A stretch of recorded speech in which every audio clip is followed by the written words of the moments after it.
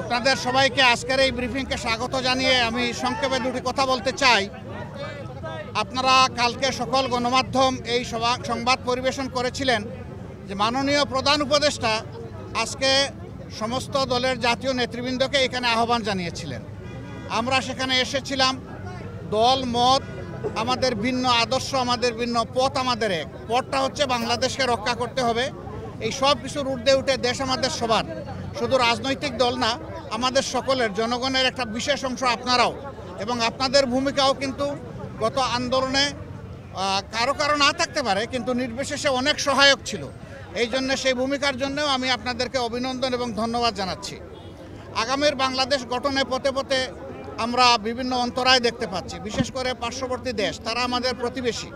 আমরা তাদের সাথে সৎ প্রতিবেশী সুলভ সম্পর্ক চাই, কিন্তু সাম্প্রতিক কিছু ভূমিকা ছিল অত্যন্ত উস্কানিমূলক, অসহিষ্ণু, অগ্রহণযোগ্য।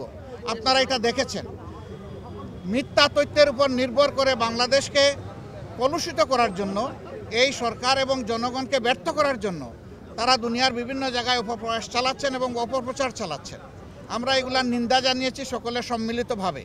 আমরা একটা জায়গায় সবাই আমরা একমত হয়েছি যে আমাদের স্বাধীনতা সার্বভৌমত্বের ব্যাপারে কোনো ছাড় নয়।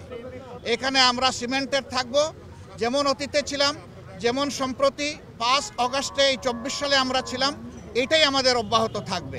এখানে পরামর্শ এসেছে রাজনৈতিক শীর্ষ নেতৃবৃন্দের সাথে, যেমন মত বিনিময় হয়েছে, ছাত্র সংগঠনগুলোর সাথে হবে, বিভিন্ন ধর্মীয় সম্প্রদায়ের সাথে হবে, আপনাদের সাথে হবে। আমরা সেই প্রস্তাব রেখে এসেছি এবং আমরা আশা করছি আপনাদের সাথেও মত বিনিময় হবে। এই সমস্ত অংশীজনদের সাথে মত বিনিময়ের পরে একটা জাতীয় ঘোষণা আসবে সরকারের পক্ষ থেকে। আমরা সেই ঘোষণার অপেক্ষায় থাকব এবং এই ক্ষেত্রে আমাদের যার যা প্রয়োজনীয় পরামর্শ আমরা সেটা দিয়ে সরকারকে সহযোগিতা করব।